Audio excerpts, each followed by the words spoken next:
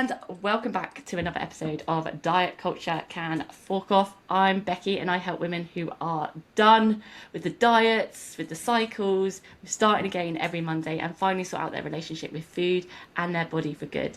And that's not through another plan or not through scales, not through numbers in general, and not actually missing out on life, but we're breaking down diets, culture's hold and getting to the real stuff underneath.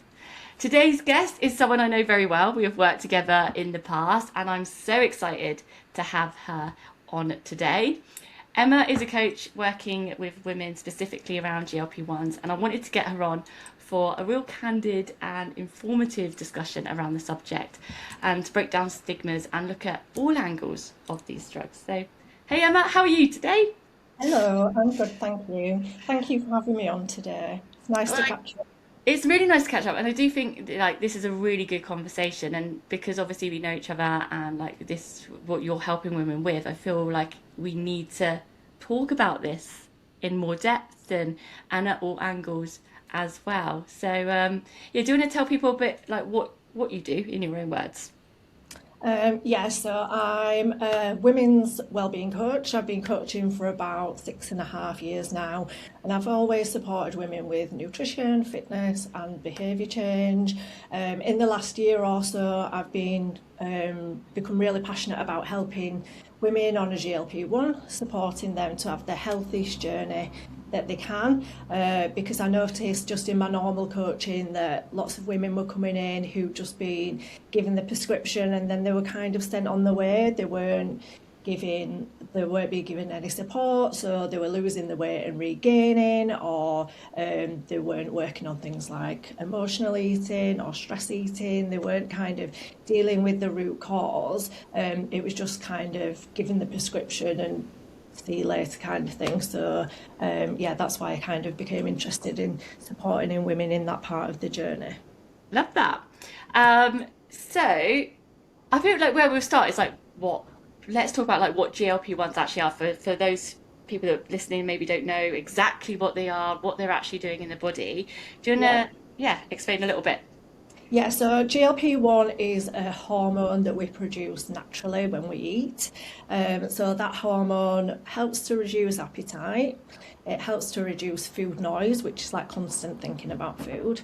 It slows gastric emptying, so food leaves the stomach more slowly, and it also improves blood sugar regulation, which was what it was initially designed for. So yeah, that's kind of what it does in a nutshell. Obviously, it's more detailed, but Yeah, we don't need to go right into the detail, but that gives a good overview. Um, but also, like I think, yeah, I think a lot of people don't realise that GLP-1s have actually been around for quite some time, haven't they? About 20 years or so. yeah, But yeah, do you want to explain a little bit more about like what they originally developed for and what yeah. they're actually approved for as well? Yeah. So they were originally developed for type 2 diabetes, and researchers noticed that a side effect was weight loss. So it was concentrating on blood sugars, but that was the side effect that they noticed. So today, they are approved for type 2 diabetes, and they're also approved for weight management, and sometimes used for both. So they've increasingly become more popular over the last few years. So there's certain criteria that they're approved for. So because there's lots of people that could potentially benefit from a GPL1 on the NHS, the criteria at the moment is a BMI of over 40 with some weight-related health conditions. It alters differently if you do it privately. So there's not the Yeah. same restrictions for private online providers. So it can get a little bit murky. Some are not that reputable, and the BMI can be quite low. But I'd say for a reputable provider, it's a BMI of 30 or 27 with a weight-related health concern. Yeah. But there are some that are lower, but it's a bit of a grey area for me. Yeah. It's a bit worrying though as well that they're so like varied, I guess, with Yeah, where like our NHS is and like then where private providers are saying, and then obviously, like, I wonder why the reasons are for that. I mean, I guess Yeah. they make money, which is the first thing. But Yeah, I mean, with the NHS, they are going to roll it out, so yeah, there will be different criteria, but it's just that the demand is so high at the minute that they just can't keep up with the capacity. So over time, the BMI number will come down. Obviously, private providers don't have that issue, so it will come okay. down over time. Um, but yeah, some online providers are doing BMIs that are quite low, which I don't think GLP-1 is necessarily always the right route for that. Yeah. Yeah, and that's where it gets, like you said, a bit murky. Like it's really hard to like, yeah, understand, which we're going to dive into anyway a little bit more on that side. We talked about like obviously beyond weight, they do help with diabetes as well. Do they, Yeah. like you mentioned about other health conditions? What else do you know what else they help with? Yeah, so improving blood sugar is a huge one. Also reducing cardiovascular risk, so um, like strokes and heart attacks and things like that for people that have got cardiovascular health issues, can help with improved blood pressure, can help with things like fatty liver disease and sleep apnea. And then just the things that come with being in a lower body weight for people that are struggling with obesity. So things like better mobility, less joint pain, and improved quality of life in general. But then there's lots of other things that we're kind of exploring, which I'm finding really super interesting at the Oh, minute. So this is not a definite, because obviously it's quite new that it's been, used so widely. But in areas like PCOS, clients are noticing like improved insulin and help with the symptoms, which is coming from reduced body weight. And then there's lots of research at the minute around one that I find fascinating is around ADHD and around impulse control and dopamine seeking and reward pathways. So as I said, it's very, very early. It's not a definite, but there are some interesting links at the moment. Also things like perimenopause, again with the insulin resistance and like body composition changes that come with perimenopause, and then even things like addiction and compulsive behaviours, again because it affects reward systems, so looking at like smoking or alcohol use, things like that. So I find that really interesting. Even like violent behaviour, there's a research study that I is was reading there? today about. That's yeah. That's Yeah, I'd heard about the addiction and helping with addictions as well, which is really interesting, and that's why I'm always like I know obviously I talk about diet culture, which we'll get into, but I do feel there is a place for this like medication, and it is a medication to help with so many like things. yeah. Um, but yeah, I guess that brings me into like why do you think GLP-1 has exploded in the last few years? Like, is it just like the celebrity culture, or are there like more legit kind of access shifts happening, supply shifts happening? Do you think? Yeah, so I think there's a lot going on here. There's a lot Mm. of things that have influenced it. So yeah, definitely celebrity culture. So celebrities like Oprah Winfrey or Serena Williams are talking about things, so that's made the conversation more normal. So I definitely think celebrity culture has opened that conversation up. Also, social media. I mean, that can be a good thing because people are getting treatments that they weren't aware of, and if they didn't need it and that's helping, like that's only a positive thing. But then there is also the side that there's a lot of misinformation on there. There's a lot of influencers talking about GLP-1, which it's great that they have that personal experience, but they're not necessarily evidence-based, or it's based on their kind of bias of things, which is not always necessarily fact. So I think those things have definitely influenced things over the last couple of years. then, like you say, the medications are more available. Like new things are coming out all of the time. Like the Wegovy pill has just come out, and so more access, and you can just look online and just order it. So availability is definitely, and on Yeah. social media, like if you engage in that, like the algorithm gives you lots of it, which is not always necessarily a healthy thing. So around marketing, I think there is starting to be a little bit of a shift about how we see obesity. Like there is still a lot of judgment out there, but I think that there is starting to be a slight shift about people that are recognizing that it's a chronic disease that's very complex, and Yeah. it's affected by things like genetics, hormones, environment, psychology, those kinds of things. So I think people are starting to recognize that, rather than it's just you need to move more. Oh yeah, that's the thing is it's such a stigma when people go like, oh, you're just lazy or you don't need to just need to eat less to do it. It's like, no, it's way more complex than that. And that's what people don't understand. Yeah, like you said, Never thought of that. Like I've only yeah. done Slimming World, I've done Weight Watchers, I've done the Cambridge diet, I've done the Special K diet. Like I've never thought of just eating less and moving more. Like, like, like, oh no, no shit. Like, didn't realize that. Yeah, people don't understand, like, yeah, environmental, like access to food, like what you have yeah, access to. Obviously, economy, like how much money you have as well, like what you can spend on food, like your education, like how you've learned, how you've grown up, like socially, yeah, so complex. And obviously then you've got the health conditions in there as well.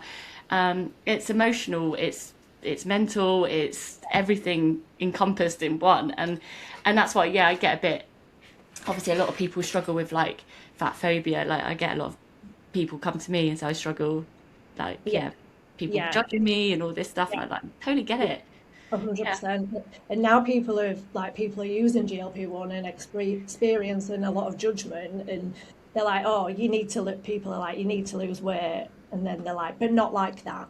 But don't do it like that. Like that's wrong. That's cheating. Like so, yeah, I think a yeah, lot of it is fat phobia. Like it there's a is, isn't lot it? of that in society, but like some people are starting to shift away from that and recognize that obesity is very complex. But like you said, there is a lot of judgment. Yeah, that's the trouble. If you're getting judged for that, and then you're getting judged for using a tool that helps, Yeah, then which can't be right for doing wrong. yeah, exactly. And I know, I won't go too much into it, but the bodybuilding world like doesn't like they say, oh, it's cheating, blah blah blah. But I'm like, I don't you cheat? Then, Yeah, if you're gonna yeah, go down that road, but like, I guess it's that very narrow-minded view of like, okay, but you're not allowed to do it, yeah. or I don't know where. Well, this could go on in all different Yeah, tangents, but all like different tangents. steroids have been used in the bodybuilding world for years, and Yeah, it is kind of accepted, yeah. but GLP-1 is not. And I think it's interesting that it's mainly women that use GLP-1. So, like, that's a whole other podcast to Yeah, dip dive into. into. I could go off on a tangent about that. Yeah, absolutely. Probably that, like, I would probably go on a big rant about that kind of stuff. Yeah, Like, well, why can't women? Anyway, but yeah, like, obviously, talking about like the current beauty standards, we are yeah. seeing a big surge of this like ultra thin coming back. Um, do you feel like this is having a drive to people seeking out that like GLP-1s without having these medical needs?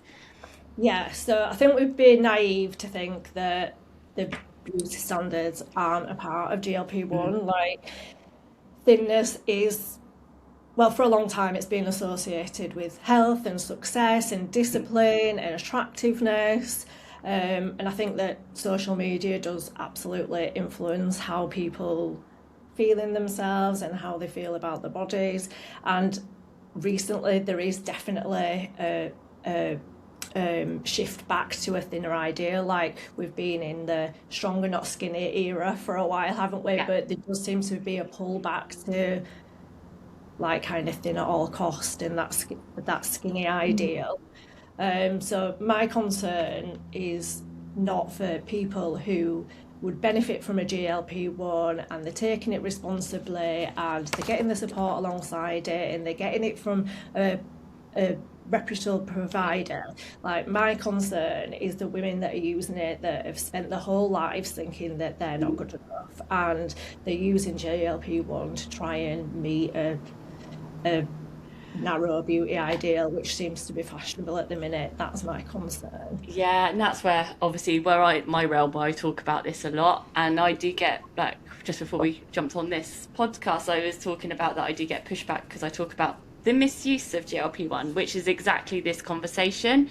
People that don't need it for a medical concern, but they're using it to meet this beauty standard that has come back again. And obviously when we had the 90s noughties, like, we remember that, we were there. And that was that thin ideal when we were told to shrink ourselves, but we didn't have access to this kind of medication back then. And now it's so easily accessible. What worries me is I've got people in my DMs, a lot of people coming to me saying, I'm really triggered right now. Not only are they being bombarded with the thin ideal and seeing the celebrities, but their friendship circle are shrinking. They're taking GLP-1 secretly and they're like, I'm worried and now I'm like feeling a pressure. I don't know but I don't want to go back to that. But it's like, and I've had people crying at, like, it's awful. And it upsets me because exactly like you, I worry about the effect that has. And not only that, I've heard people have messaged me about relapsing into EDs or developing EDs as well. Yeah, that's definitely a huge concern that needs to be properly monitored. Yeah, and I guess that's why I keep speaking up about, like, the ultra thing coming back and being like, you don't have to do this, like, obviously. And that's where, like, the crossover is like, yes, there is the side of, like, people needing it for a medical medical help, so I can get my words out then. But if you're not and you're feeling this pressure, I mean, like, what do people come to you as well, Emma, like, talking about this, or what are you feeling? Yeah, I've had a client of mine that isn't using a GLP-1 and she's been a client of mine a long time, and we've worked a lot on improving her strength and feeling comfortable in her body and not feeling the need to diet all the time. And like you said, she was meeting a friend who's lost a considerable amount of weight and she was worried about how she would kind of handle that. She was like, I've worked so hard on this not being one of my values. It is definitely something that people are struggling with and they're finding difficult. But I think that's why it's so important that people get support alongside it. Absolutely, because it's hard, isn't it? Like, I was just thinking then, because, like, we're talking about this side, that's why I suppose people on the other side that need it medically are like, feel that they're being judged or feeling as well. And that's why it's such a hard conversation to have. It's like, no, I'm not judging you whatsoever, but we do need to have this conversation at the same time. Yeah, it's really difficult. And, like, with regards to my coaching, when I did a bit of to and fro with my values before this, I decided to do, because I am about living your best, healthiest life. So, my support is around supporting women to do it in a healthy and sustainable way. Not just, I'm in a healthy body weight, but I want to kind of lose half a stone before I go on holiday type of thing. So it is very nuanced, and there is like there can be a bit of a crossover as well, between, like, the beauty ideal and people who do actually need it. Like, sometimes people might say, like, I hate how I look in photos, but then, like, they might be pre-diabetic, the knees might be hurting, they might be, that's like the surface level thing that they say, but then they have got things like they're avoiding days out with a family, and it is kind of like, humans are complex, aren't they? Like, everything's kind of intertwined, and that's it absolutely the whole person. Yeah, absolutely. And that's why I hope, like, having these conversations will help remove the stigma, but actually open up the conversation of seeing it like, it needs to be a very bigger picture view of, like, how it affects that individual. and Yeah. what that individual actually wants or what they actually need, like you said, and rather than passing judgment, which I hate, like obviously people that pass judgment, but Yeah.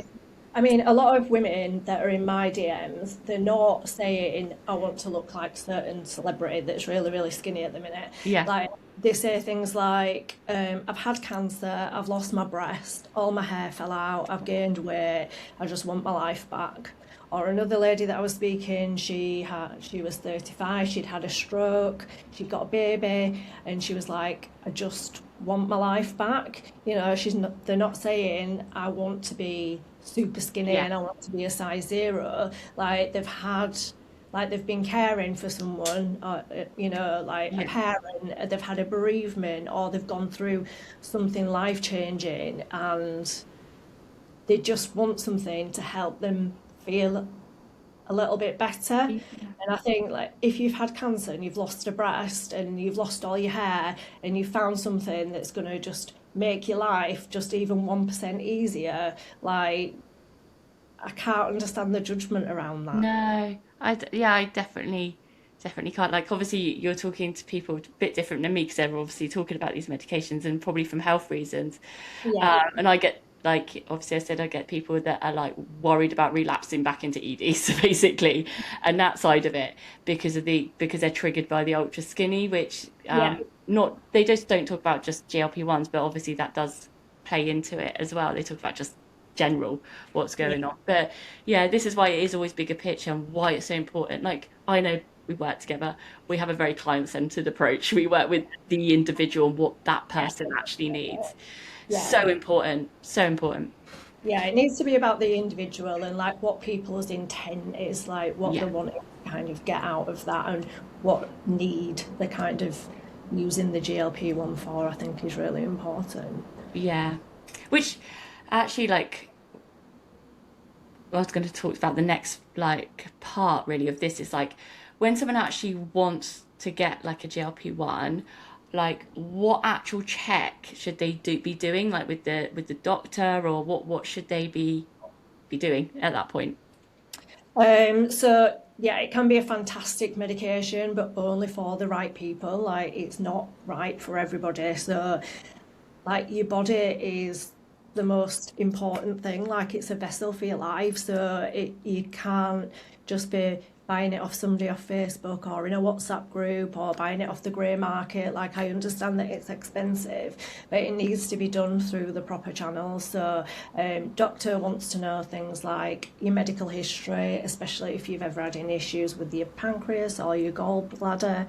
They will want to know what current medication you're taking, because if a slow gastric emptying, it can affect your existing medication. So, for example, with Manjaro, it can affect the contraceptive pill. So it recommends that you take some contraception because there have been some surprise babies. But GLP-1 babies. so, but like any medication that you're taking can be affected. So you need to make sure that a doctor has made sure that it's medically safe. Also, if you're pregnant, if you're breastfeeding, and also we've kind of touched on this, but if you've ever had an eating disorder or disordered eating, now I think you just need to be really, really honest about that. Like if you've had disordered eating in the past, it's not necessarily that you can't ever use the GLP-1, but you need to be honest with your doctor, and there might just be some psychological support alongside it. But I think the best thing that you can be is 100% honest. Yeah, I love that, especially because they might notice certain like anything behaviors or habits Yeah, that are starting to come up, which is really important because yeah, last thing we want to do is have people relapsing yeah, into that kind of yeah, into those disorders. Um, but we're talking like before we got the call, so we're talking about people getting things off. I suppose black market is the only way to describe it. yeah. What happens if people do skip that step and just get them? Or I've heard about people kind of lying a bit to get them on certain forms that aren't being screened very well. Like what happens?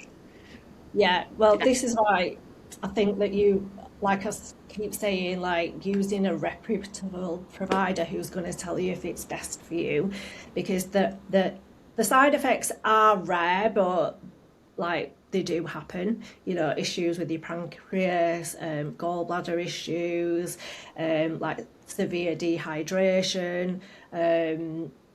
You know, like I've heard of people buying Retta off Facebook, which is not actually available at the minute. It's in clinical trials. So like you shouldn't be buying it off somebody called Dave from Facebook. Like it needs to be from a reputable place because it is your health at the end of the day. Like that is should always be the number one thing that you're thinking about is not cost and Yeah. saving £20. It's like your health is It's a the most medic. Yeah, important.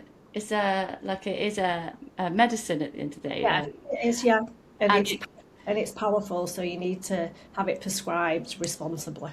yeah, absolutely. It's like with if you think of any kind of medical need, like yeah, you wouldn't just well, hope not, just go and order like certain things off the internet No, because like it is your health, and it's like you don't know how they made it, where they made it, what they're putting in it, no, like you know what it yeah it that could yeah, cause big damages. Like you hear about this stuff, don't you? Like people buying the knockoff online, and it's yeah, just causes yeah, health implications. And is that really worth it? yeah. You're literally putting that into your body, so you need to make sure that it's the best thing for you and it is actually what it says it is. Like you say, like if you're ordering something off the internet, Yeah, like I have heard stories of it just being like pure insulin and you know, and people have died from that. So yeah, that's really bad. Yeah, don't do it. yeah. Don't buy the stuff off. Don't buy the random stuff on the internet. um, we kind of touched a bit on this, but I wanted to just check if there's like, is there any other specific groups who shouldn't be on them, even if they think they need them? Thinking about obviously we talked about the people with EDs and eating disorders. Sorry, disordered eating, passed off. Yeah, yeah, if you're pregnant, absolutely not. If you're breastfeeding, that's a no-no. If you've got a certain type of cancers, or you've got a a family history, because there could be something underlying, especially like some thyroid type stuff. As I said, any like gastro, digestion, not all of the issues, but some of the more diseases, and just the psychological assessment if you have ever suffered with an eating disorder or disordered eating. But that would be a discussion with the provider over whether that was suitable. Yeah, and it comes back then again to making sure you are getting the reputable, like they are actually doing the proper screening and stuff, because Yeah, obviously if there are background things going on, it could have a detrimental impact on your yeah, health, and that's what is so important to go through the right channels. yeah. Um, so for someone that does have like metabolic issues or type 2 diabetes, can't speak there, diabetes, I don't know if I said it like that. Metabolic issues or type 2 diabetes, what's the actual game changer? Like, how does life change? So clients that have used GLP-1 or people that I'm speaking to in the DMs, so the number one thing that people say to me is that food doesn't take over their life anymore. So that reduced food noise is very beneficial for a lot of people. So food isn't dominating every decision anymore. It's not dominating how they approach social situations, and they've just got room for other things. So if it's used correctly, people can have more headspace and more energy, and they can use that headspace to work on the root cause of things. So they can explore why food was used as a coping mechanism. They have this headspace to think about what stress management strategies they can put in place when they're wanting to come off. They can explore their hunger and fullness cues. They can work on untangling a lot of shame around good and bad foods. that type of thing. And then people have like noticed other areas of their life which have improved. So like I've had a lot of people say that they're not drinking less. That is an issue for some people because they want to go out socially, but then some people that's a benefit. Like one of my clients who has ADHD, she said that she's just noticed a lot less impulsive behaviours. Bear in mind that this is just her point of view, so like she's ordering less on Amazon, she's buying less things. So yeah, the benefits are different for every person, but I'd say a big one is the one around the food noise. But as I say, it is helping clients with perimenopause and PCOS and all of those kinds of things. So there can be lots of benefits for different clients, but it's so different for each person. So Yeah. some Again, people it doesn't agree with them, and there isn't a benefit, but yeah. some people it's been genuinely life changing. Yeah, that's like, yeah, again, it comes down like everyone's different backgrounds, and how your body responds to that medication Yeah. as well. Um, I was going to ask about like, I think we've covered a little bit on this, but what's the difference between using a GLP-1 as a tool with that broader health approach versus using it as a shortcut? Yeah. And I guess we touched on this a little bit, but I find this really interesting because you yeah. do kind of see two mindsets. Mm, So some people do use it as a tool. So they're thinking, how can I use this period of reduced food noise to work on the habits that are going to benefit my life long term? yeah. So in that they are making sure that they're eating enough protein, they're preserving the muscle, which is vital, especially for women, the kind of women that we work with that are over 40, like we Yeah. need to be holding on to that for dear life. They're making sure that they're eating enough. So this is something that I say all the time, is that people think, oh, I'm not hungry, I won't eat. So the body needs fuel. So you need to make sure that you're kind of eating enough. They're focusing on sleep, they're increasing the movement. So when like we know like starvation mode is shit, but the body will try and adapt, it'll try and see where it can conserve energy. So like there'll be less hand movements, less blinking, you'll be moving automatically less. Like this is when hair starts falling out and periods start going, so because the body is just holding on to what is essential. So the people that are using it properly are making sure that they're definitely eating enough, not eating as less as they can, and also focusing on that emotional side, so focusing on emotional eating and things like that. So as I said, people that are kind of using the medication to do the work for them are not eating enough, they're not moving, they're not addressing the emotional issue and kind of the root cause, and they're not thinking about coming off. Like Mm, someone just said to me in the DMs this morning, I just hope that this lasts. And this sounds really harsh, and I say this with love, but it's probably not. yeah. Like if you're doing the work alongside it, like the research shows, and in my personal experience and people that I speak to, like it's probably not. Like just wishing that you're going to be able to maintain that after the medication without doing the work, it's very, very unlikely to Yeah. happen. And that, So, but you need to be honest, you need to be real. Like if said, the research shows it, and it is like as soon yeah, as you hear it, as soon as people stop it, the food noise comes back. yeah, It's the same thing as like diet cycling, isn't it? Like you're on a diet, you're really like in it, yeah, and then you come off the diet, and then you end up putting on more weight because you can't keep it up. It's kind of very yeah. similar thing that goes on. Yeah, because I speak to a lot of women and they're not hungry, so they'll just have like a couple of crackers, a cereal bar all day, and then they'll sit down and have dinner with the family. But they're probably having like 800 calories a day.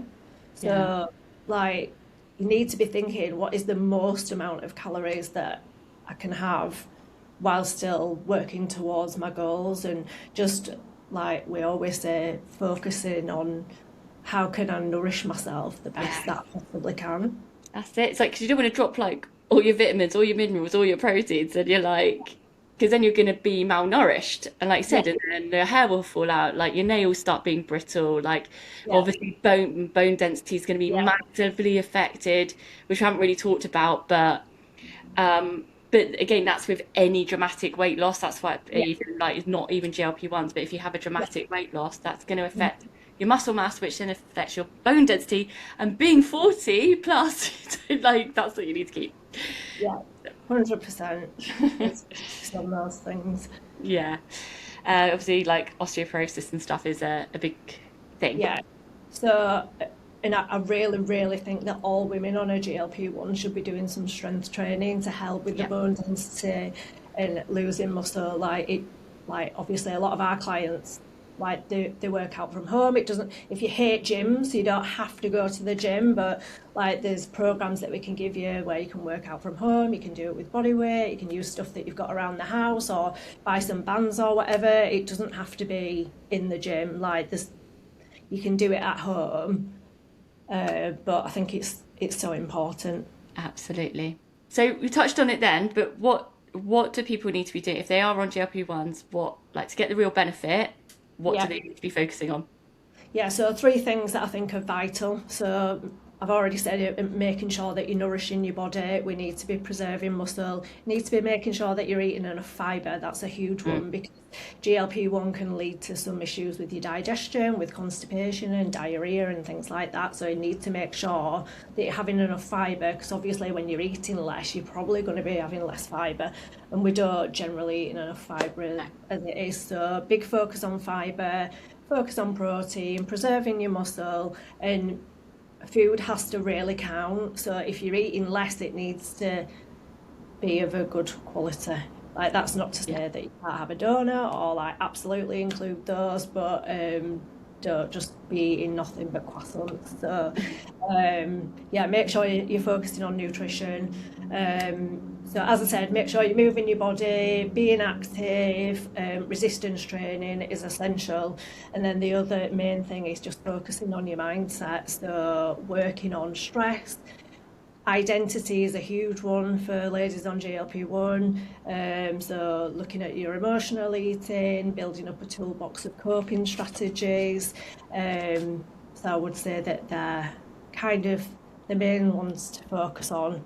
Um, Also, getting a coach is really helpful. Yeah. Obviously. Yeah. Yeah. Because it's really hard to focus on behaviour change when you're kind of in it, and it's hard to kind of spot your patterns and somebody to call you out on your all or nothing thinking and all of those kinds of things. So, getting a coach is really helpful Yeah. as well. But I would say that probably with generally any health and fitness, because when you've got someone to see it in an outsider point of view, you can be like, I can see what patterns are creeping up here. That's what Yeah, I did my yeah, comments. Um, 100%. so if someone's already on GLP-1, they're listening to this, what should they thinking about? Like the red flags, what support they need? So I think that the focus needs to be on, instead of like how much weight can I lose, we need a little reframe on that. It's like how am I best looking after myself? So all of those things that we've already talked about, but the focus needs to be on nourishment rather than restriction. Um, and making sure that you're like exploring your relationship with food. Like a lot of clients are on a GLP-1, but they're scared of eating. Like they still struggle at weekends. They struggle to navigate social situations, and like they're turning things down, so they're missing out on life. So the idea is for your life to be bigger. Like it's not to like you don't want to go meet your friend for a coffee because they'll want breakfast. Like you don't want to, you're cancelling date nights and things like that. Like the focus is on making your life happier and healthier and not making your world smaller. Yeah. Oh, no, I love that. Like we say, like it's about living. You have to live. Otherwise, what's the Yeah, fucking point? Like we've only got this life, and yeah, sometimes it can go so quickly. Are we gonna? And I always think that about like my own journey with like how I missed out a lot in my 20s and stuff because I was like consumed around yeah, food, and then like but from another way of like worrying about if I went out to eat, like how that would affect me and stuff like that. So it's a very similar kind of mindset that can go on. Yeah. But yeah, thanks for sharing that. But so how do you talk to clients about GLP-1s in your coaching? Are they like already on them, or do people come to you like thinking about should they be on them, or is it mix? Yeah, it's a bit of a mixture. So I don't ever tell clients to go on a GLP-1, like Yeah, that's not my job. It's their decision, and to speak to their prescriber, and for them that I can help them to make an informed decision. So some clients come in and they just want some support to decide whether GLP-1 is for them. Some are already in the journey and they're realizing that they can't just rely on the injection to do the work for them. They need to some support in making sure that they've got the right things in place. Some clients are wanting to come off, so I'm working with them to come off, and then other clients have done a GLP-1, lost the weight, regained the weight, and then they've started the GLP-1 again, and they want to do it in a sustainable way this time. So it is kind of a bit of a mixture. yeah. Oh, that's good. So one last question for you, Emma. What's one thing you wish people understood about GLP-1s that they don't? So I think that GLP-1s can be a fantastic tool to help you lose weight, but it's not the same as healing your relationship with food. So someone might lose 5 stone on a GLP-1, but they still feel guilty for having a dessert. They still criticise the body. They might still eat when they're stressed. So it's important to kind of do the work alongside it, I would say, is the most important thing that I need people to do. And just make sure that you're doing it in a healthy way, with health as your number one value. Amazing. That's great. It's a great podcast today, I think. Great information there. I think we like touched on all the bits that was really important, like a very nuanced, very informative, hopefully for people listening to this on the more rounded views. Um, where can people find you then, Emma? Like I'll drop your links below in the show notes, but where can people find you? Thank you. I'm on Instagram and Facebook and TikTok, and it's Elevate with Emma underscore coaching. So just drop me a follow there. Perfect. Yeah, I will pop them in the show notes below so people can access them there. But thank you for today. I think that's a great conversation, as I knew it would be. I know we are both super hot because we've had to turn off our fans. We're recording this and it's like over 30 degrees. So we're going to go cool down now. Thank you everyone for listening. We'll catch you on the next one. Bye. Thank you.